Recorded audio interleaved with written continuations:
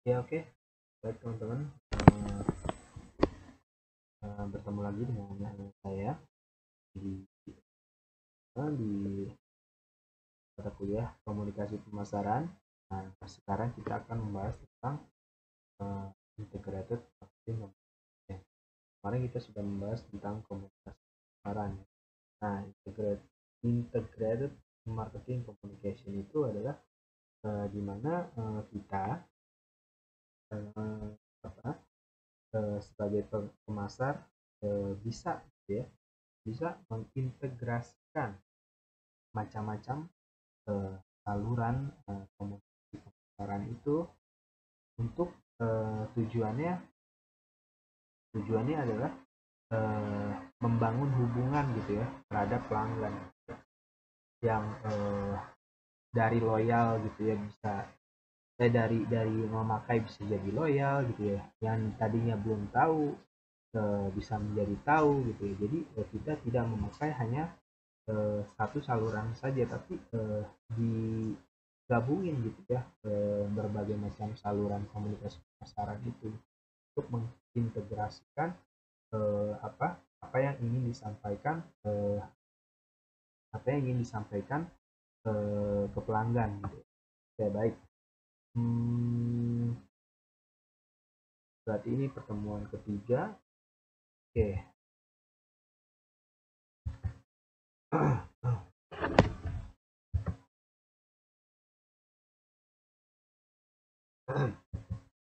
Ya, outline-nya itu kita bahas tentang pengertian IMC itu apa, lalu konsep dasarnya bagaimana program IMC ini, lalu media komunikasi, yang keempat adalah strategi IMC online dan offline ya. Nah, yang pertama adalah pengertian IMC. Nah, IMC adalah komunikasi pemasaran terpadu atau integrated marketing communication, sebuah konsep di mana suatu perusahaan mengintegrasikan dan mengkoordinasikan berbagai saluran komunikasi untuk mengirim pesan yang jelas, konsisten, dan meyakinkan berkenaan dengan perusahaan dan produknya. Jadi yang saya bilang di awal tadi, IMC ini mengintegrasikan dan mengkoordinasikan berbagai saluran komunikasi yang ada gitu ya. Tujuannya untuk apa ya? Ngenalin perusahaannya atau enggak ngenalin produk tersebut gitu ya.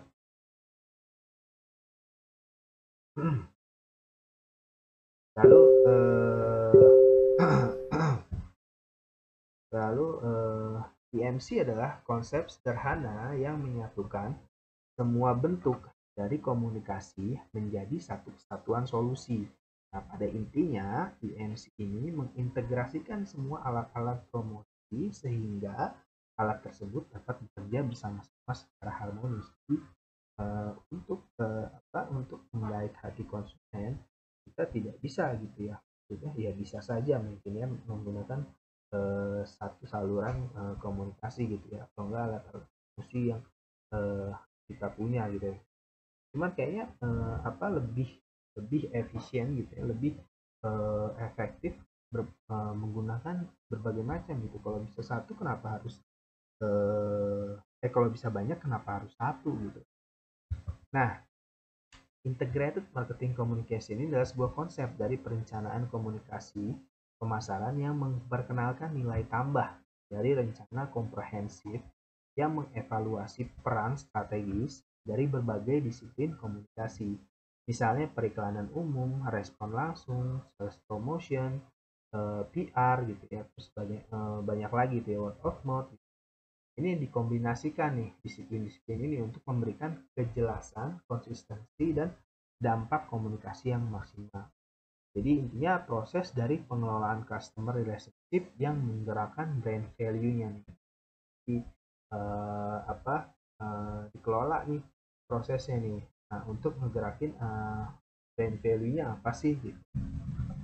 Nah, fungsinya apa? Mempunyai fungsi bersilang dalam menciptakan dan memelihara hubungan yang menguntungkan dengan customer dan stakeholder lainnya dengan mengontrol dan mempengaruhi secara strategis semua pesan yang terkirim kepada kelompok ini serta menggerakkan dialog dengan maksud tertentu kepada mereka. Jadi kan banyak tuh saluran-saluran komunikasi pemasaran gitu, PR gitu ya, menciptakan sebuah pesan yang baik gitu ya ke stakeholder gitu ya, ke customer juga gitu ya. Nah, IMC ini urutannya gini, komunikasi IMC untuk membangun brand relationship ya. Nah, ini ada integrasi sama ada one voice. Lalu perspektif IMC ini ada komunikasi, ada pemasaran yang disatukan dalam satu pembahasan gitu ya. Komunikasi pemasaran tadi yang biasa-biasa aja ya jadi diintegrasikan gitu ya dengan IMC ini gitu ya. Berbagai macam salurannya diintegrasikan di ini. Lalu yang kedua adalah konsep dasar IMC. Nah, ini konsep dasar IMC. IMC ini saluran komunikasinya itu adalah advertising, sales promotion, event experience, public relationship gitu ya.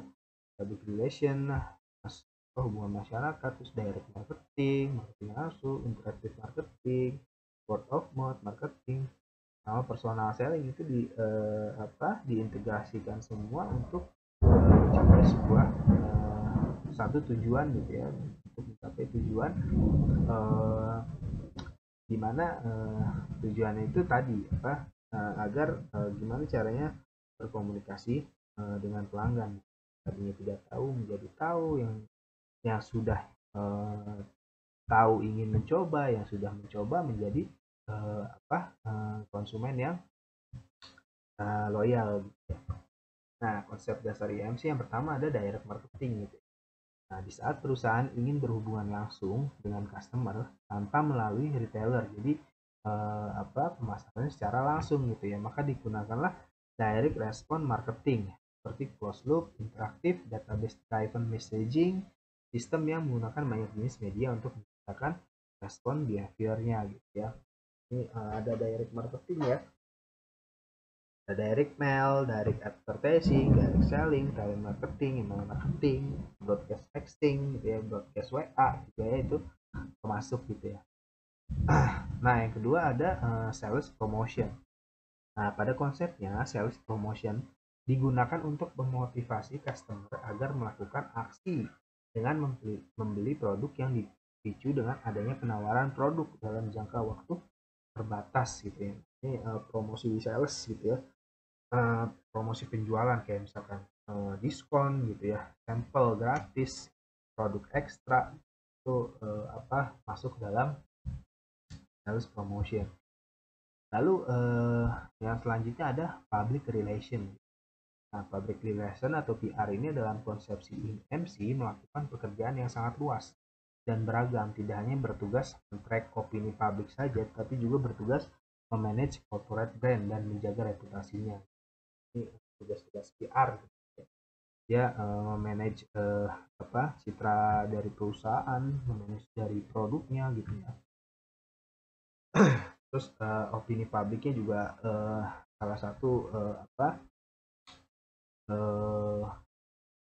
satu kewajiban dari PR gitu ya. Lalu personal selling gitu ya. Personal selling adalah komunikasi dua arah di mana seorang penjual menjelaskan fitur dari suatu brand untuk kepentingan pembeli gitu ya. Ini bisa dicontohkan di mungkin agen-agen asuransi gitu ya, personal selling, terus sales promotion girl gitu ya, langsung dua arah nih, ada konsumen, calon konsumen, kita jelaskan gitu ya, brand untuk kepentingan pembeli. Nah, yang selanjutnya ada advertising ya. Advertising ini ada banyak, ada Google Ads, ada Instagram Ads, Facebook Ads gitu ya. Advertising merupakan suatu bentuk dari presentasi non personal dan promosi dari suatu ide, barang atau jasa yang tidak gratis ya, berbayar dan dilakukan oleh sponsor yang teridentifikasi komunikasi gitu ya. Ini bisa iklan di TV, iklan di radio gitu ya guys.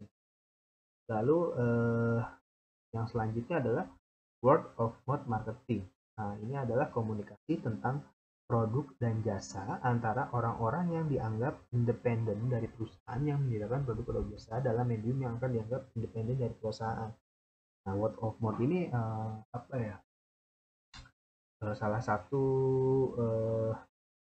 komponen ya, salah satu saluran komunikasi pemasaran juga yang sangat berfungsi gitu ya, sangat berfungsi baik gitu. Misalkan ada Anda jualan bakso, ya Anda jualan sate, satu orang merasakan gitu ya. Nah, satu orang ini ternyata puas nih, ekspektasinya sangat-sangat tinggi terhadap terhadap produk kalian gitu ya. Wah, beli sate di sini sangat enak nih. Nah, di sini lahirnya nih akhirnya bercabang gitu kan. Yang lain beli gitu ya kan. Nah, ini salah satu aktivitas dari word of mouth marketing ya. Nah, dasar-dasar IMC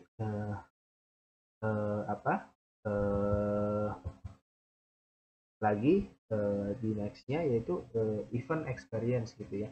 Nah, event marketing adalah situasi yang signifikan atau peristiwa promosional yang mempunyai fokus utama untuk menangkap perhatian dan melibatkan customer dalam event. Jadi kita bikin event ya buat buat produk kita gitu ya. Niatnya tidak untuk closing langsung gitu, tapi kita mengenalkan gitu ya produk-produk kita ke masyarakat dengan mengadakan event, misalkan event lari maraton gitu ya, event bersepeda gitu, event bersepeda dari Honda, event bersepeda dari Polygon gitu ya, event balap motor gitu ya. Nah, lalu interaktif marketing. Nah, interaktif marketing di sini lebih tertuju kepada bagaimana suatu perusahaan mampu atau tidak berkomunikasi dengan customer-nya atau mampu memberikan solusi yang baik yang terkait dengan penggunaan produk. Jadi ini juga salah satu strategi, salah satu saluran komunikasi pemasaran agar customer dan si perusahaan lebih intim lagi gitu ya. Jadi ada interaksi gitu ya, interaksinya aktif gitu ya. Nah, keuntungan IMC ini buat apa sih gitu ya. Nah, yang pertama adalah corporate cohesion gitu ya. IMC ini dapat digunakan oleh klien sebagai alat strategis dalam mengkomunikasikan citra dan keuntungan dari produk atau jasa tersebut. Nah, yang kedua ada client relationship gitu ya. IMC ini menyediakan kesempatan gitu bagi agensi periklanan untuk memainkan peran penting yang signifikan dalam pengembangan proses komunikasi dan menjadi partner yang efektif dalam hubungan dengan klien gitu ya. Jadi hubungan dengan kliennya terjaga gitu. Nah, interaction gitu ya. Interaksi. Nah, IMC ini memastikan nih komunikasi antara agensi dan menciptakan ikatan yang lebih kuat antara mereka gitu ya dengan klien. Nah, dengan menyediakan arus informasi yang lebih terbuka, IMC memberikan partisipan komunikasi untuk berkonsentrasi dalam kunci dari pengembangan strategis ketimbang mengejar tujuan individu. Nah, yang keempat adalah tentang motivasi gitu ya keuntungannya. Nah, IMC ini menawarkan kesempatan untuk memotivasi agensi periklanan gitu. Terus yang kelima adalah measurability. Measurability adalah kemungkinan keuntungan yang terpenting adalah penyampaian kemampuan mengukur respon dan akuntabilitas proses komunikasi. Keuntungan IMC ini adalah kemampuannya untuk mengukur responnya seperti apa sih gitu ya, proses komunikasinya udah berhasil atau tidak gitu ya. Nah, ketiga media komunikasi. Nah, media komunikasi ini adalah segala sesuatu yang dapat menyalurkan informasi dari sumber informasi kepada penerima. Di media komunikasi banyak macamnya ya. Jadi kita belajar juga tuh ada media komunikasi apa saja. Lalu menurut M. Ghazali Bagus, media komunikasi ialah perantara dalam penyampaian informasi dari komunikator kepada komunikan yang bertujuan untuk efisiensi penyebaran informasi atau pesan tersebut. Nah, ini mau dibawa kemana nih medianya nih? Apakah mau pakai brosur kah? Terus apakah mau pakai TV kah, radio kah, kayak gitu ya. Nah, teori media komunikasi ini ada 5, banyak sih ya sebenarnya teori media komunikasi. Bagaimana kali kalian nanti bisa baca. Yang pertama semiotik, kedua sosiokultural, sosiofisiologis, sibernetika, sama kritis. Lalu fungsi fungsi media ya. Fungsi media itu ada efektivitas gitu ya. Yang kedua efisiensi gitu ya. Ini lihat lagi fungsi media, efektivitas, kalau pakai media ini sudah efektif atau belum gitu ya. Ini udah jadi efektif itu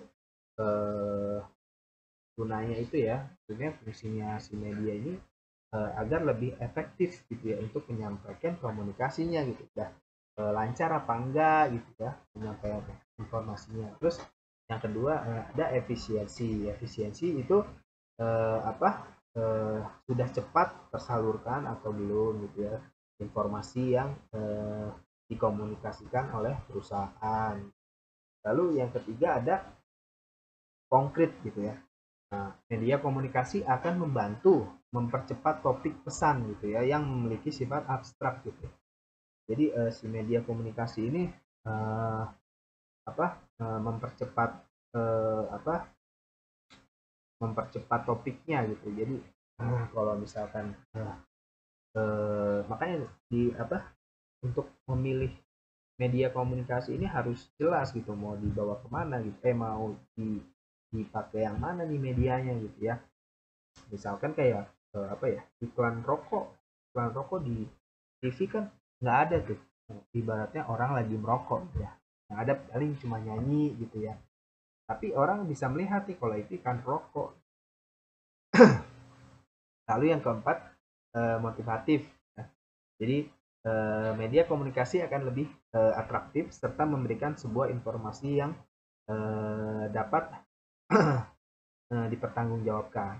Yang kelima adalah memperkuat eksistensinya nih. Jadi media komunikasi yang high tech dapat membuat informasi ataupun pesan lebih mempunyai kesan gitu ya pada komunikan. Ibaratnya makanya iklan itu mesti diulang-ulang gitu. Kalau misalkan kita tahu-tahu hilang, wah ini merek ini kemana ya gitu.